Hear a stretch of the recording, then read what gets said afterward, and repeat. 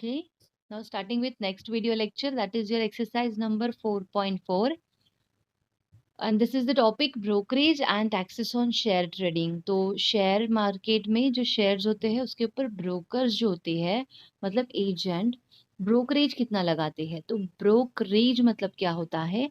तो ब्रोकरेज मतलब जैसे कोई आपको शेयर ऑफर कर रहा है, कोई एजेंसी खोल के बैठा है मार्केट में, उससे आप शेयर्स खरीद रहे हो, बेच रहे हो, आप कभी प्रॉफिट कमा रहे हो, कभी आपको लॉस हो रहा है, बट जो भी आप पैसा कमा रहे हो, जो भी काम आपके लिए वो एजेंट कर रहा है, उसमें उसका कुछ कमीशन होता है, and that commission is called as brokerage. ठीक है, तो जो एजेंट आपको शेयर दिलाता है, आपके शेयर्स को सेल करता है, उससे जो उसका जो कमीशन रहता है, उस कमीशन को बोला जाता है ब्रोकरेज। ठीक है, क्लियर विद दिस कंसेप्ट? तो ये है अपना example number 1। Suppose if the face value of the share is ₹100। मैंने आप लोगों को ऑलरेडी फेस वैल्यू क्या होता है, मार्केट वैल्यू क्या होता है, ये एक्सप्लेन किया हुआ आता है। ठीक है, मार्केट वैल्यू मतलब कि जब मुझे शेयर बाय करना है तो मैं मार्केट वैल्यू से खरीदूंगी। ठीक है, फेस वैल्यू मतलब क्या है, जस्ट सर्टिफिकेट के ऊपर लिखने के लिए रहता है, उसका काम बस एक ही चीज में आता है, डिविडेंड। फेस वैल्यू का काम कहाँ पे होता है? डिविडेंड। वो मैं आपको बताऊंगी जब डिविडेंड वाला क्वेश्चन आ जाएगा। ठीक है, तो face value of the share is 100 and market value is 150. Let the rate of brokerage is 0.5%। तो ब्रोकरेज भी किसके ऊपर लगेगा? मार्केट वैल्यू के ऊपर। तो ब्रोकरेज मतलब क्या है? ब्रोकर बोलेगा 0.5% मेरा है। ठीक है, मतलब मेरा मतलब कमीशन उसका रहेगा, उतना आपको उसे देना पड़ेगा। तो वो हमें एक्चुअल में देने की जरूरत नहीं होती है, वो अपने आप आपके पैसे से कट जाता है। तो व्हाट अमाउंट शुड वन पे फॉर परचेजिंग 100 शेयर्स? एक एक क्वेश्चन को सॉल्व करेंगे। व्हाट अमाउंट शुड वन पे फॉर परचेसिंग 100 शेयर्स? अगर मुझे 100 शेयर खरीदने हैं तो मुझे कितने पैसे पहले देने पड़ेंगे? तो देखो, पहले तो ना 150 रुपीज का एक शेयर, हाँ, ब्रोकरेज जो होता है ना, वो जब हम लोग बाय करते हैं तभी भी लगता है, और जब हम लोग शेयर को सेल करेंगे तब भी हमें ब्रोकरेज को देना पड़ता है। तो देखो, मुझे जब मैं शेयर बाय कर रही हूँ तो मेरा शेयर का मार्केट वैल्यू इज 150 रुपीज, उसके ऊपर 0.5% ब्रोकरेज है। तो 0.5% of your value, market value, तो 0.5% ऑफ 150। तो इसे हम लोग कैलकुलेट करेंगे, 5 3 जा 5 2 जा। ठीक है, तो ये आएगा 1.5 डिवाइडेड बाय 2, तो इसका कैलकुलेशन डिवीजन करके हो जाएगा 0.75। अगेन सेम इस वीडियो लेक्चर में भी आपको क्या करना है, साइमल्टेनियसली सारे क्वेश्चंस को सॉल्व करना है ताकि आप लोगों को कैलकुलेशन क्लियर हो जाए। तो 0.75 पैसा ब्रोकर को देना है एक शेयर के पीछे, और शेयर का मार्केट वैल्यू तो 150 रुपीज है, मतलब एक शेयर मुझे कितने में गिर रहा है? 150.75 रुपीज में एक शेयर मुझे पड़ रहा है। ऐसे कितने शेयर्स लेने हैं मुझे? 100 शेयर्स लेने हैं। तो 150.75 इंटू 100 है ना, तो 100 से मल्टीप्लाई कर रहे तो 0.2 टाइम इधर शिफ्ट हो जाएगा। तो मुझे जो अमाउंट पे करना है दैट विल बी 15,075 रुपीज। ठीक है, 15,075 रुपीज। क्लियर? तो इतने पैसे हैं जो पे करके मुझे 100 शेयर मिल जाएंगे। Okay, now what amount should one receive after selling 100 such shares? मतलब अभी यहाँ पर ना कैसे होता है, अभी आपके सिलेबस में यहाँ पे कितना प्रॉफिट हुआ है, उसका मार्केट वैल्यू बढ़ गया, वो सब यहाँ पे उन लोगों ने मेंशन नहीं किया है। इन्होंने बोला what amount should one receive after selling share, तो पकड़ के चलो कि उतना ही मार्केट प्राइस है, जितने में खरीदा था उतना ही मार्केट प्राइस है। कभी कभी क्या होता है, अगर मार्केट वैल्यू 150 है तो मैंने वेट किया जब तक वो 155 ना हो जाए, तब भी मैं बेच सकती हूँ इसे, है ना? तो वो 155 के ऊपर कैलकुलेशन होगा जो भी होगा। बट यहाँ पर आपके सिलेबस में ऐसा कभी मेंशन नहीं है कि मार्केट ऊपर ऊपर गया, फिर मेरे शेयर का वैल्यू इतना हो गया एंड देन मैंने शेयर को बेच दिया। तो यहाँ पर हमें यही पकड़ के चलना है कि जिसने जितने में खरीदा था उतना ही उसका प्राइस फिलहाल है, और मुझे शेयर को सेल करना है। ठीक है, तो जब मैं सेल करूंगी तो मैंने क्या कहा, 150 रुपीज, है ना? मेरा शेयर का प्राइस चालू है, बट मुझे 150 रुपीज वापस आएगा? नहीं आएगा। मेरे 150 रुपीज में से वो लोग 0.5% निकाल लेंगे। 0.5% ऑफ व्हाट? ऑफ 150। ठीक है, 0.5% ऑफ 150। फिर वापस से इसका कैलकुलेशन आएगा 0.75 पैसा। मतलब 150 में से 0.75 माइनस करेंगे। यहाँ पर आप लोगों को एक चीज समझ में आनी चाहिए, एक जगह पे प्लस किया है, एक जगह पे माइनस। क्यों? बिकॉज यहाँ पे मुझे पैसे देने हैं और यहाँ पे ब्रोकर मुझे मेरे पैसे लौटा रहा है ब्रोकरेज को कट करके। तो कट मतलब यहाँ पे सब्ट्रैक्ट होना चाहिए, और यहाँ पे मुझे ब्रोकर को पैसे पे करने हैं मार्केट वैल्यू प्लस जो भी ब्रोकरेज है वो। ठीक है, इसलिए यहाँ पे एडिशन है एंड यहाँ पे दिस इज सब्ट्रैक्शन और योर। ठीक है, तो 149.25। अभी ये लोग क्या बोल रहे हैं कि what amount should one receive, मतलब हाथ में कितना पैसा आया। तो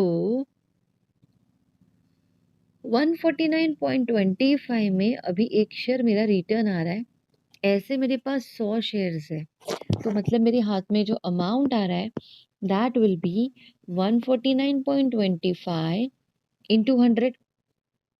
ठीक है ना?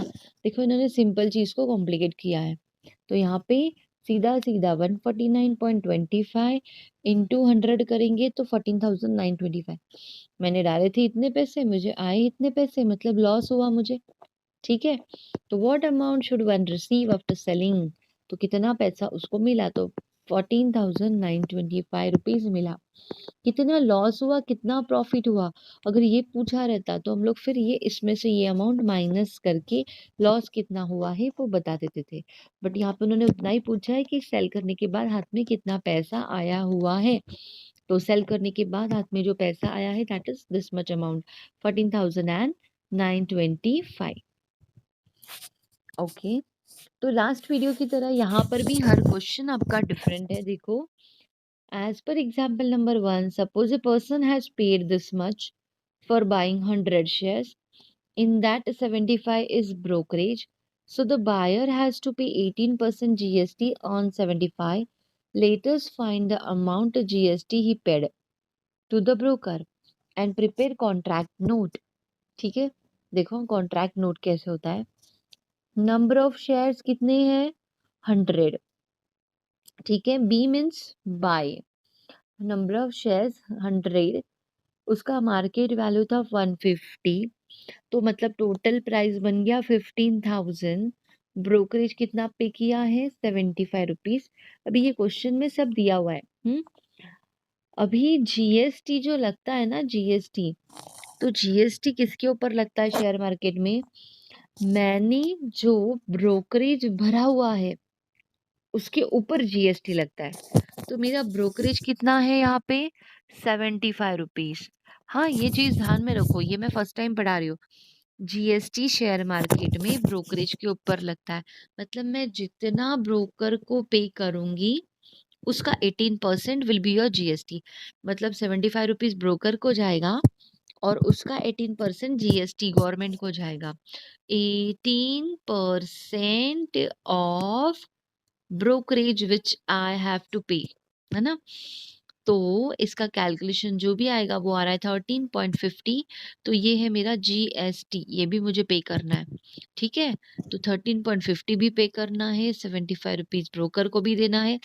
ठीक है, ये ऐसा कैलकुलेशन होता है। तो इसमें सीजीएसटी कितना रहेगा? 13.50 का आधा। एसजीएसटी कितना रहेगा? अगेन 13.50 का आधा। तो टोटल वैल्यू ठीक है, टोटल वैल्यू मतलब टोटल वैल्यू जो मुझे पे करना है। Let us find the amount of GST paid to the broker and prepare the contract note. मतलब ब्रोकर को कितना पैसा मुझे देना पड़ेगा। तो ब्रोकर को मुझे जीएसटी प्लस मेरा अमाउंट प्लस मेरा ब्रोकरेज। अभी तुम लोग बोलोगे कि ये वाला जीएसटी तो गवर्नमेंट को देना है। वो जाएगा, वो बाय डिफॉल्ट गवर्नमेंट को जाएगा, आपको खुद से देने की जरूरत नहीं है। तो इन सब का addition will be your amount you have to pay to the broker. Okay, clear with this question? Next question. Bashir Khan purchased 100 shares of market value 40. तो market value 40, 100 शेयर खरीदे मतलब 4,000 रुपए उसने डाले। Brokerage paid at the rate of 0.5% and rate of GST is 18%. Okay, तो 4,000। तो आप लोग क्या करो, 40 रुपीज का 0.5 ले लो या फिर पूरे अमाउंट का 0.5 ले लो, एक ही बात है। तो टोटल अमाउंट कितना हो गया शेयर का, 4,000। तो 0.5% ऑन टोटल वैल्यू, है ना। ऐसा करोगे तो भी चलेगा, नहीं तो यहाँ पर 0.5% ऑफ ओनली 40 करोगे तो भी चलेगा। फिर आपको क्या करना पड़ेगा, अगर आप ओनली 40 कर रहे हो तो जो भी ब्रोकरेज आएगा, है ना, वो एक शेयर के पीछे है, फिर multiply by number of shares, तो आपको टोटल ब्रोकरेज मिलेगा। ठीक है, तो दो ऑप्शंस है आपके पास, टोटल अमाउंट के ऊपर निकालो, नहीं तो एक शेयर के ऊपर निकालो। इसके पहले वाले क्वेश्चन में मैंने खाली एक शेयर के ऊपर वाला निकाला था, अभी देखो इन्होंने वही किया है, पर शेयर 0.5% ऑफ एक शेयर 40 रुपीज, कट कट ये सब कैलकुलेट किया तो 0.20 आ गया। ठीक है, तो कॉस्ट पर शेयर कितना हो गया, मार्केट वैल्यू 40 रुपीज प्लस जो ब्रोकरेज लगने वाला है वो, तो ये हो गया कॉस्ट ऑफ दी शेयर। ठीक है, ऐसे कितने शेयर्स है, 100 शेयर्स है, तो कितना हो गया 4020। तो इसमें से ब्रोकरेज कितना हुआ, ब्रोकरेज 0.20 एक शेयर का है। ऐसे कितने शेयर्स है मेरे पास, 100 शेयर्स है, तो 0.20 इंटू 100, तो मेरा ब्रोकरेज कितना जा रहा है, 20 रुपीज। ब्रोकरेज कितना जा रहा है मेरा, 20 रुपीज। तो ब्रोकरेज का 18% होता है, जीएसटी हमेशा किसके ऊपर लगता है, ब्रोकरेज के ऊपर। 18% of brokerage will be your GST. तो इसको कैलकुलेट करेंगे तो इसका कैलकुलेशन आ रहा है 3.60। तो मतलब मुझे ना कितने पैसे देने पड़ेंगे, 4020 देना है, प्लस उसमें जीएसटी ऐड होगा 3.60, तो टोटल अमाउंट बन गया मेरा 4023.60। Okay, see this next question. Pankaj Rao invested 1,25,295 in shares of face value 100, market value is 125, rate of brokerage is 0.25, GST is thus. How many shares were purchased? देखो, how many shares were purchased मतलब पंकज राव के पास इतने पैसे हैं, उतने पैसे उसने market में इन्वेस्ट किए हुए हैं। कौन से शेयर में, जिसका वैल्यू 125 है, तो कितने शेयर्स मिलेंगे, तो 125 में मेरे को ब्रोकरेज और जीएसटी भी देखना पड़ेगा। तो पहले हम लोग करेंगे कैलकुलेशन, 0.2% ऑफ 125, है ना, किया कैलकुलेशन तो ये आ गया 0.25, तो ये है मेरा ब्रोकरेज। अभी ब्रोकरेज का 18% ऑफ ब्रोकरेज, जीएसटी हमेशा ब्रोकरेज के ऊपर रहता है। ठीक है, तो इसका कैलकुलेशन आ रहा है 0.0045, मतलब एक शेयर का वैल्यू हो रहा है मेरा market value plus brokerage plus GST. तो मार्केट वैल्यू है 125, ब्रोकरेज मैंने निकाला हुआ है 0.25 और जीएसटी मैंने निकाला हुआ है 0.045। तो इन सब का एडिशन आ रहा है 125.295। ठीक है, ये एक शेयर का वैल्यू है और उसने इन्वेस्ट किए हैं इतने रुपीज, उसने इन्वेस्ट किए हैं 1,25,295 250 और एक शेयर का वैल्यू है 125.295। तो मैं डिवाइड करूंगी तो मुझे नंबर ऑफ शेयर्स मिल जाएंगे। तो मैंने डिवाइड कर दिया। ये पॉइंट को हटाने के लिए हम लोग क्या करेंगे, मैंने यहाँ पर क्या कर लिया देखो, ये 125.295 है, ठीक है, 295।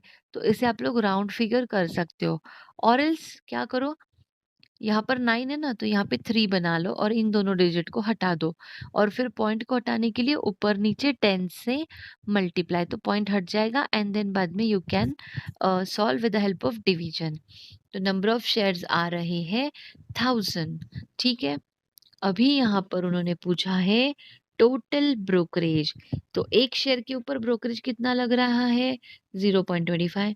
तो कितने शेयर खरीदे मैंने, 1000, तो 1000 गुनी इंटू 0.25 विल गिव यू 250। तो टोटल ब्रोकरेज है 250। अभी टोटल जीएसटी, एक शेयर का जीएसटी है 0.045, ऐसे 1000 शेयर्स, तो टोटल जीएसटी कितना आ रहा है 45। ओके, तो क्वेश्चन क्या पूछा है, कितने शेयर्स परचेज किए, तो 1000। टोटल ब्रोकरेज कितना पे किया, तो 250, है ना। टोटल जीएसटी पेड, तो 45, ऐसे। Okay, clear with this question. Now moving towards next question. देखो, नलिनी ताई invested 6024 in shares of face value 10 when the market value was 60 rupees. She sold all the shares at market value 50 after taking 60% dividend.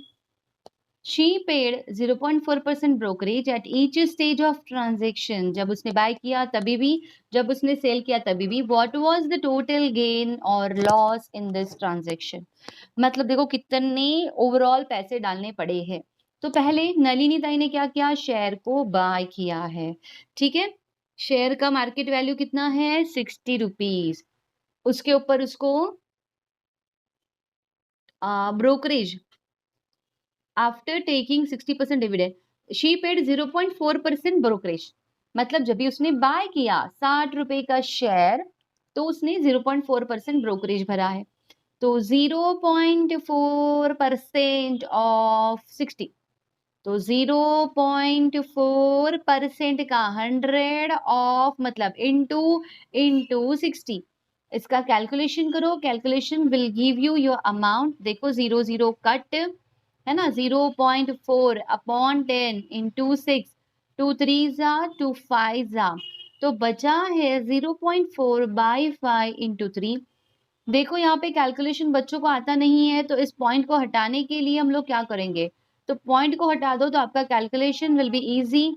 मैंने ऊपर नीचे 10 से multiply किया, क्यों, because उससे ये पॉइंट हट जाएगा। 10 से क्यों किया, बिकॉज मेरे पास जो नंबर है वहां पे एक नंबर के पहले ही पॉइंट है, मतलब पॉइंट के बाद है ना एक ही नंबर है, पॉइंट के बाद एक नंबर है तो 10 लेना है, पॉइंट के बाद 2 नंबर है तो 100 लेना है, और ये इंटू 3 एज इट इज। हाँ, तो इसका next step will be, point हट जाएगा, 0.4 into 10 will give you 4 and 5 into 10 will give you 50 into 3, है ना।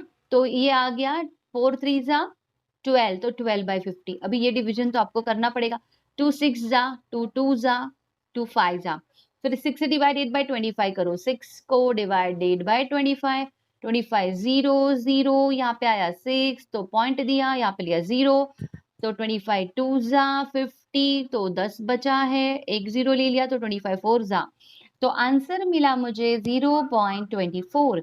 तो ठीक है, तो ये है 0.24 ब्रोकरेज हुआ। ओके, फिर कॉस्ट ऑफ वन शेयर कितना गिर रहा है, 60 रुपीज प्लस 0.624, तो 60.24 में एक शेयर गिर रहा है। हाँ, तो कितने शेयर्स लिए, तो 6024 डिवाइडेड बाय दिस, है ना, क्योंकि इतना पैसा मेरे पास है। देखो तुम लोग ब्रोकर के पास जाओगे, मेरे पास इतना पैसा है और एक शेयर 60.24 का है, तो मुझे कितने शेयर्स मिलेंगे। तो मैंने क्या किया, यहाँ पे ऊपर नीचे 100 से मल्टीप्लाई किया। देखो क्यों किया, बिकॉज यहाँ पे ये देखो, ये जो पॉइंट है ना, इसके पास 2 नंबर है, पॉइंट के बाद यहाँ पर 2 नंबर्स है 1 एंड 2, तो 100 से मल्टीप्लाई किया, तो दिस बिकम 602400 अपॉन 6024, इसका डिवीजन 6024 वन जा एंड ये जो आगे के 2 जीरो है वो कैरी फॉरवर्ड। तो 100 शेयर्स, तो इसका वैल्यू आएगा 100 शेयर्स मैंने खरीदे हुए हैं। अभी शेयर सोल्ड, उसने शेयर बेच दिए, 50 रुपीज को उसने शेयर बेचे है ना। तो 0.4% ऑफ 50 रुपीज है ना, 0.4% ऑफ 50 तो 0.20 आएगा। तो ये मेरे अमाउंट से माइनस हो जाएगा, तो 50 माइनस 0.20 हो जाएगा। ओके, 50 माइनस 0.20 हो जाएगा।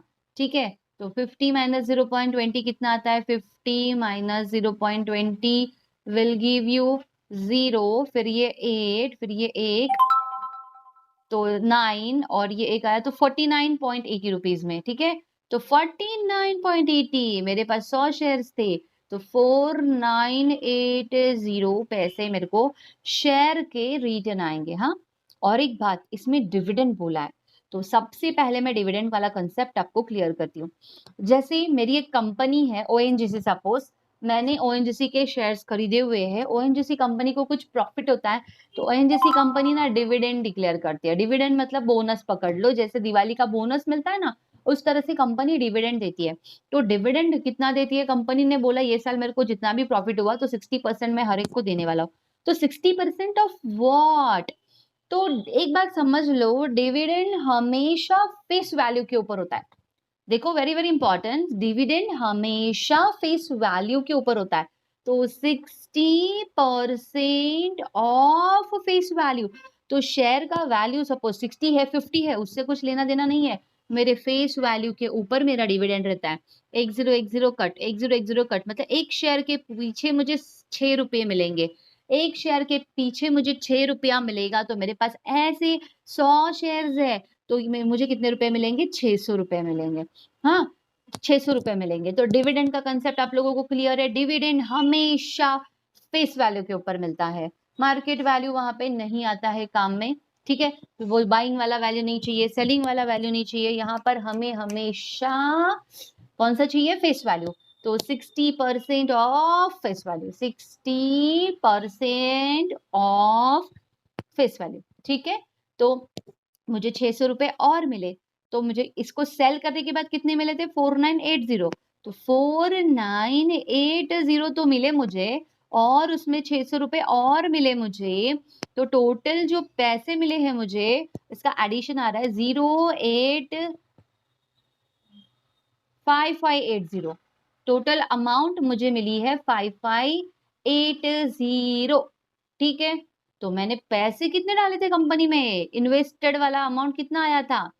तो ये आया था ना 6024। ठीक है, 6024 मैंने इन्वेस्ट किए थे, तो 6024 मैंने इन्वेस्ट किए, 5580 मुझे मिल रहे हैं, तो मुझे क्या हुआ? लॉस हुआ।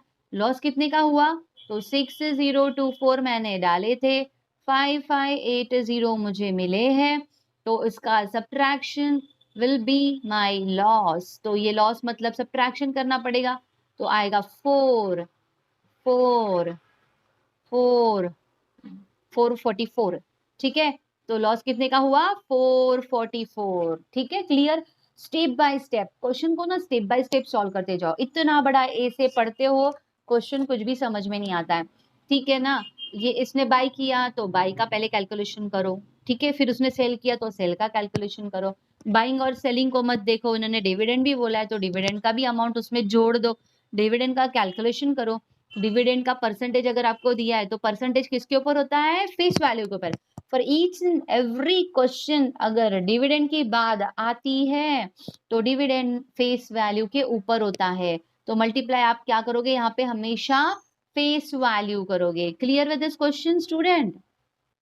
Now coming towards next point and that is NAV. अभी एनएवी क्या होता है? तो एनएवी ऑफ वन यूनिट, मतलब शेयर जैसा ही पकड़ लो, म्यूचुअल फंड है ये, म्यूचुअल फंड के बारे में हम लोग डिस्कस कर रहे हैं। तो एनएवी ऑफ वन यूनिट मतलब वन शेयर पकड़ लो, वन यूनिट, कंपनी का वन यूनिट बोलते हैं, वन शेयर की जगह वन यूनिट बोलते हैं in case of mutual fund. तो वन यूनिट का एनएवी, एनएवी मतलब अमाउंट, नेट असेट वैल्यू, मतलब उसका जो भी वैल्यू चल रहा है कंपनी का एक यूनिट का, इन शॉर्ट एक शेयर का जो वैल्यू चालू है वो मार्केट प्राइस, तो दैट इज एनएवी। एनएवी मतलब मार्केट प्राइस, यूनिट मतलब एक शेयर, ठीक है, ऐसे पकड़ लो समझने के लिए, बट म्यूचुअल फंड के केस में इसे यूनिट और एनएवी बोला जाता है, ठीक है। तो इनटू जो भी प्राइस चालू है, इनटू मेरे पास कितने यूनिट्स है, तो ऐसे अगर मेरे पास 100 यूनिट्स है तो मैं उसको 100 से मल्टीप्लाई करूंगी, तो this will be my fund value, है ना। मतलब मेरे म्यूचुअल फंड में कितना पैसा है, तो एनएवी फॉर 1 यूनिट मतलब एक यूनिट का पैसा इनटू नंबर ऑफ यूनिट्स, मतलब ऐसे मेरे पास कितने यूनिट्स है, तो that will give you fund, है ना, तो वो मेरा बन जाएगा, फंड बन जाएगा। ओके, ये फॉर्मूला आप लोगों को 10 टाइम्स लिखना है, because this formula is very very very important. अभी हम लोग देखेंगे इसके ऊपर के based questions. Now, these are the questions.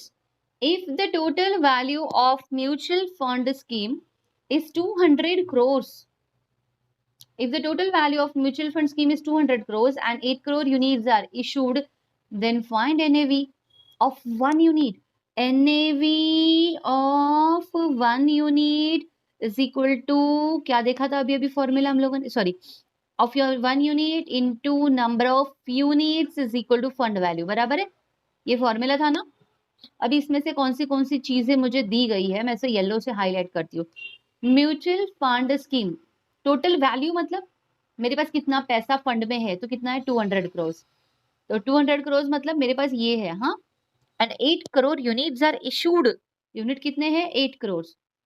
NAV of 1 unit मुझे पता नहीं है, ये सर्कल वाली चीज मुझे पता नहीं है, ये मुझे चाहिए, तो ये नंबर ऑफ यूनिट्स यहाँ पे क्या कर रहा है, मल्टीप्लाई, उधर जाके क्या हो जाएगा, डिवाइड, ठीक है। तो वही फॉर्मूला है जो मैंने आपको अभी अभी 10 टाइम्स लिखने के लिए बोला है ना।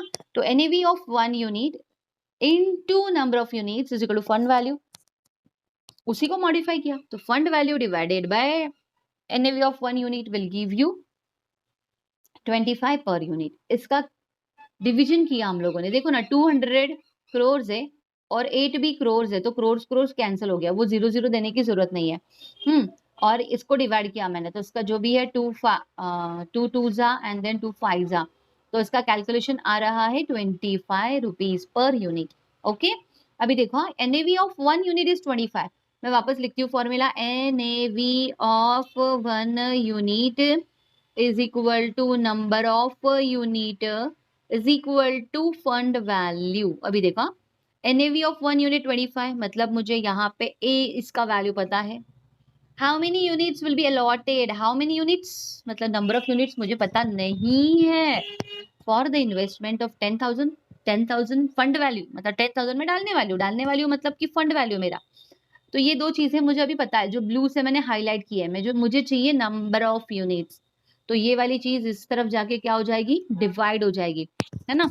तो fund value 10,000 upon NAV of 1 unit 25, इसको डिवाइड करो, 25 4 जा एंड 2 0, तो कितने यूनिट्स मुझे मिलेंगे, 400 यूनिट्स मुझे मिलेंगे, मतलब 400 शेयर्स मिलेंगे। तो जो हम लोग शेयर मार्केट में शेयर बोलते हैं, उसी को इधर म्यूचुअल फंड में यूनिट्स बोला जाता है। Okay, clear with this concept. तो यहाँ पे आपका ये जो चैप्टर है ना, ये फिनिश होता है, और इसके बाद है आपका एक्सरसाइज नंबर 4.4 जो आपको सॉल्व करना है, ठीक है, कंप्लीट सॉल्व करो, बट डाउट्स को मिनिमाइज करने का कोशिश करो, बिकॉज इन क्वेश्चंस में जितना आप लोग अपना दिमाग चलाओगे that will be better for you, ठीक है। डाउट्स है तो मैं जरूर क्लियर करूंगी, बट आप लोग दिमाग चलाओ, बहुत बड़े बड़े क्वेश्चंस होते हैं, उसे स्टेप बाय स्टेप पे सॉल्व करो। अगेन सारे सॉल्व एग्जाम्पल को आपको सॉल्व करना है, और सॉल्व एग्जाम्पल सॉल्व करते समय मेरा लेक्चर सुनते सुनते साइमल्टेनियसली सॉल्व करो, एक साथ अगर बैठ जाओगे तो कुछ नहीं आएगा। ओके, एंड इसके बाद आप लोगों को सॉल्व करना है इसका प्रॉब्लम सेट 4A है यहाँ पे, और प्रॉब्लम सेट 4B भी है, ठीक है। तो फॉर 2020 ये जो कोरोना वाला सिचुएशन है, इसमें प्रॉब्लम सेट बी को तो उन्होंने पोर्शन से हटा दिया है, नेक्स्ट ईयर वापस से आएगा, बट ये साल के बच्चों को वो है नहीं, तो प्रॉब्लम सेट 4A अभी आप लोगों को फॉर दिस 2020 वाला ईयर आप लोगों को सॉल्व करना है, only problem set 4A and 4.4, ये आपका ये लेक्चर देखने के बाद वाला होमवर्क है, ठीक है। ओके, तो यहाँ पे अपना फाइनेंशियल प्लानिंग चैप्टर कंप्लीट होता है, तो ये आपको जरूर सॉल्व करना है, ठीक है। ओके, और होप सो कि आप लोगों को लेक्चर समझ में आया है, और लेक्चर अगर आपको समझ में आया है तो लाइक जरूर करिए, सब्सक्राइब करना है, बेल आइकन के बटन को आपको जरूर प्रेस करना है।